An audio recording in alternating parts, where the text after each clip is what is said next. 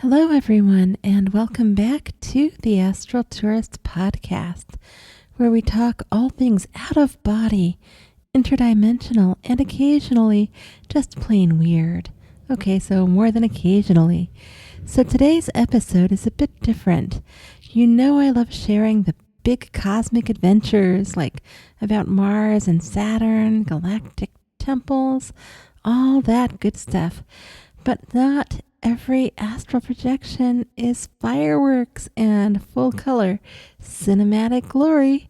Some weeks it's just fish floating in the air and me dragging my partner's astral luggage through a liminal airport. So let's start with the first one. Earlier this week, I revisited the dark forest where I live now. I live on the edge of it now. A lot of you already know about the forest. It's shown up in my projections ever since I moved here. This time I found another one of those weird bubble dimensions with, like a time loop thing tucked deep inside it. The air was still and kind of suspended in a chaotic way. It looked like there'd been some kind of blast. I don't know, really. Maybe just a flood or something. It was hard to tell. Everything had that still quality, though. This was a time-suspended bubble again. No sound, just a shimmer of twilight lighting and fish. Yes, fish floating vertically in the air, swimming as if water didn't exist. So this was in the forest, not in anywhere that was a lake or something. So I don't know, maybe this is like a primal bubble from when there used to be water there. I don't know. Surreal doesn't even begin to cover it.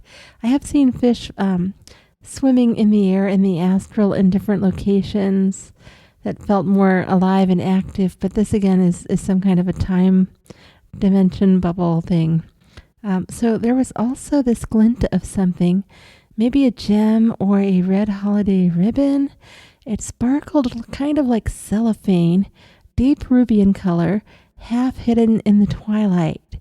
I couldn't quite make it out, but it caught my attention enough that I almost lost lucidity just kind of staring at it for a while. It was very mesmerizing, seeing the glimmering and the sparkling lights, and they weren't too bright, and they weren't too soft.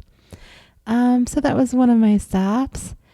Fish in the air, unknown glittering things that are hypnotic. One of those what happened here moments that I kind of just accept at this point. And another out-of-body experience.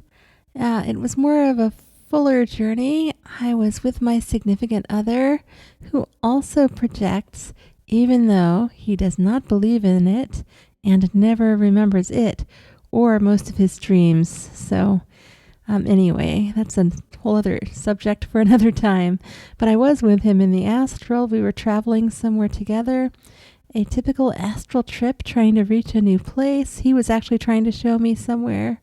And then he tells me, as we're partway there, that he's going to wake up. And before he goes, he hands me all of his baggage and luggage and puts me on this bus to wherever our final destination was supposed to be.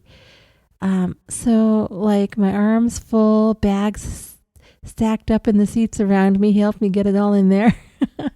But, they were beautiful items, some of them, like detailed stained glass window decorations, glowing in hyper real astral colors. I took them because of course I would. Some part of me knew he would want them to be safe. There was some other stuff mixed in, like laundry and such, but those were the nicer things. And I was trying to keep track of all of this when the bus arrived at an astral airport hub. So now keep in mind that the bus was also a hub too. And there are all these kinds of hubs in the astral that are basically transition points. They can be transition points for dimensions, states of consciousness, all of that kind of stuff. So anyway, as I looked out the bus window, I saw that it looked like a nearly empty parking lot. Everything was gray skies, gray buildings, and there was a very thin, wispy-looking female security guard standing out there.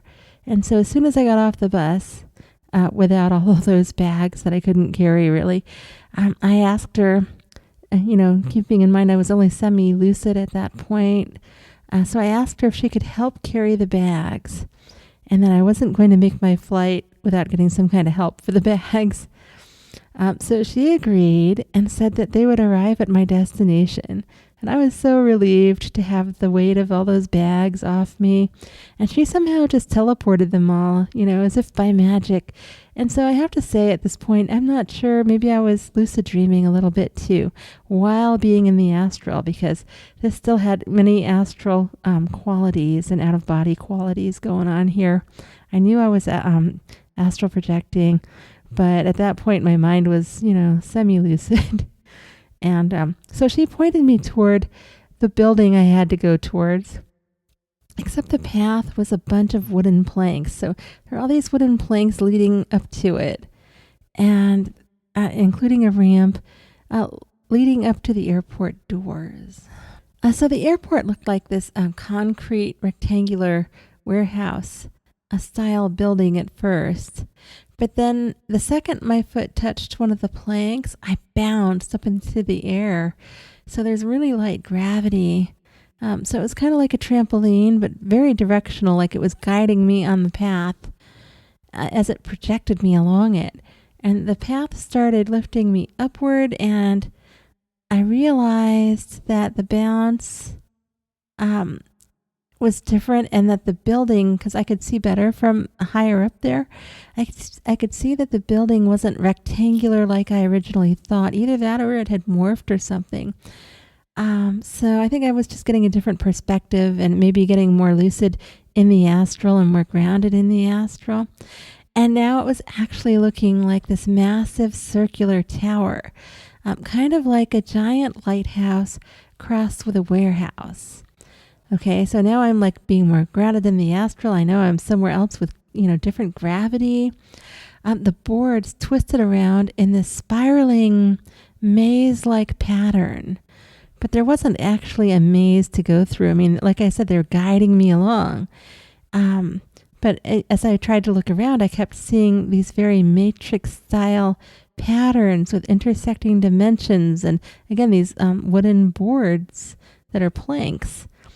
And instead of walking, I was bouncing along, lightly launched with each step, spiraling upward in this strange kind of rhythm. Kind of like an escalator, I guess, but with the bouncing and the boards. So the sound of my feet hitting the wood helped keep me grounded and present and stable, guiding me along the path. Now, normally I can't hear very well in the astral, but I could hear that. I could hear all of those bounces. And I didn't have the energy to fly anymore anyway, and I was having fun getting bounced around, so I was just like going with it. At the top, the space narrowed more inward in a spiraling pattern, like a lighthouse now crossed maybe with an obelisk, huge at the base and, narrow and tighter at the top. And when I finally reached the top, there was a glass control room where there was a pale, wispy-shaped man, kind of like the woman had looked all wispy like that. Well, there was a man looking like that in this control room with glass panels.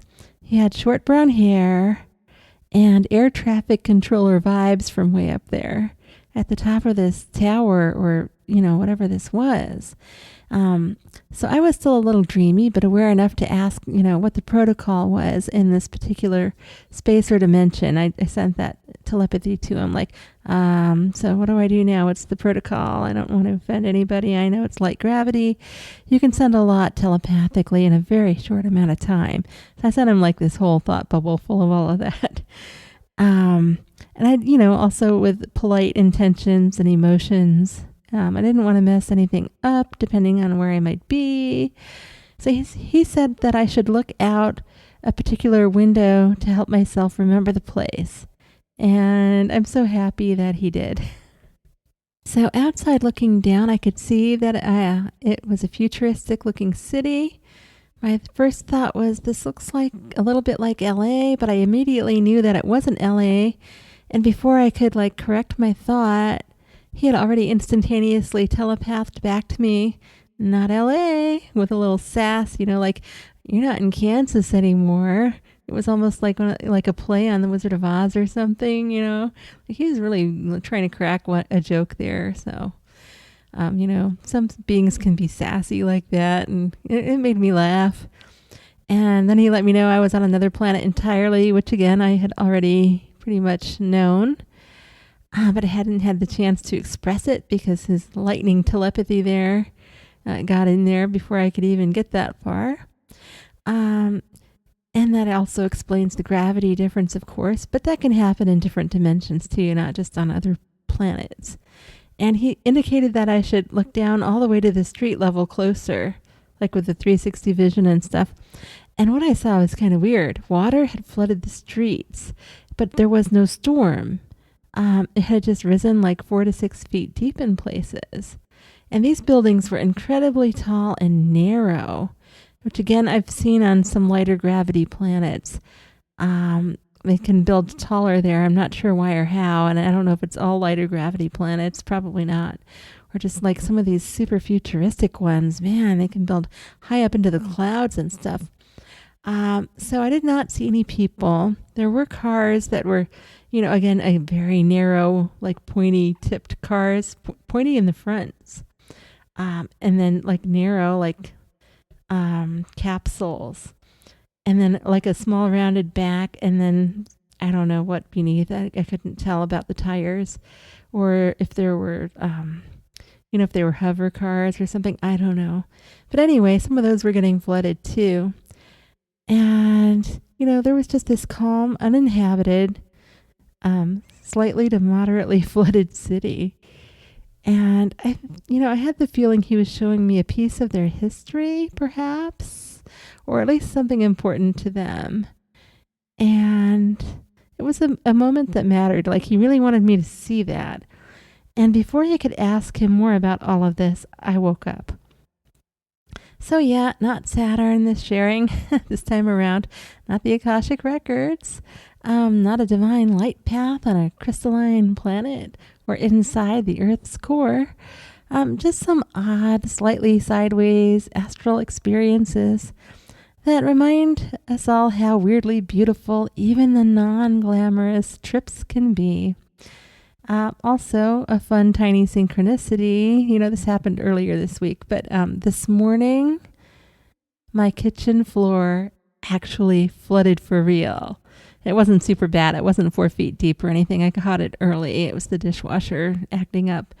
So, coincidence? Synchronicity? Or just the Matrix waving hello? I don't know. Either way, as I cleaned it up, I couldn't help but laugh. So if you're having projections that feel kind of meh, or what even was that? Don't write them off. There's magic in the mundane and mystery in the unexplained. So have you had some weird astral moments? I would love to hear all about them in the comments. Until next time, happy astral travels.